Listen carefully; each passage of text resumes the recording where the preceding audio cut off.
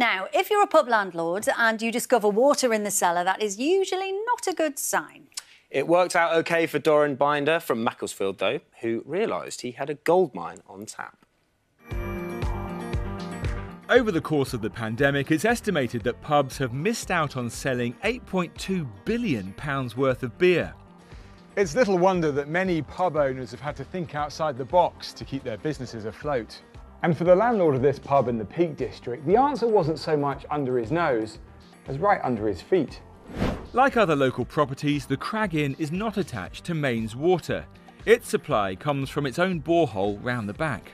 When Doran Binder bought it in 2016, little did he realise he was sitting on top of a surprising revenue stream. Because we're a public house, we have to undergo annual testing every year to make sure the water is safe for public consumption.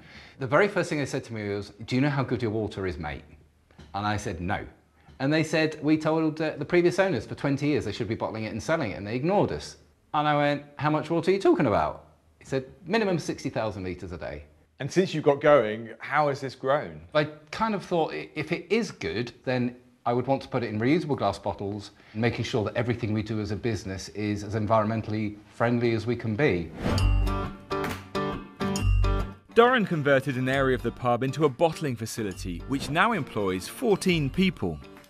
Wow, look at this. Yep, this is it. What is it about this landscape that creates this?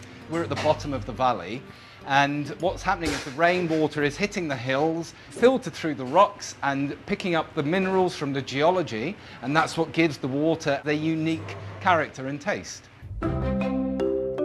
This has just come out, has it? Just been born.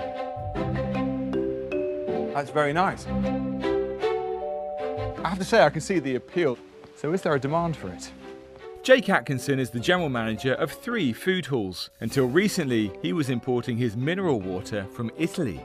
So Jake, as a local business owner, why have you switched to stocking this spring water? It's within 20 miles of all our restaurants, and also we are reusing all the bottles, so the environmental side is huge for us. We basically have them delivered full. Now we're getting up to 100% of the empty bottles back to the Crag. It's not only restaurants that are benefiting. Elise Ordman sells the water in her nearby deli. Tell me about this water. What are your customers saying about it? They absolutely love it. During lockdown, when people couldn't get out, we were delivering some samples over to them, and they saw such a massive difference. What would this cost me? What would a big bottle be? £3.50. Right. Small ones £1.75. And that's working. I mean, there's a price point for everything, isn't there? No, but you you know what? I think because we're trying to look after the environment so much and people are doing their bit. No, they don't.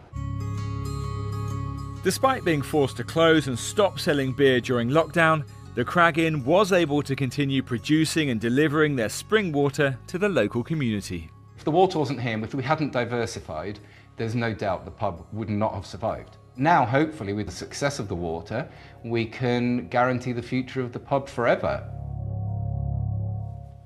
So, man finds well, does well. Well.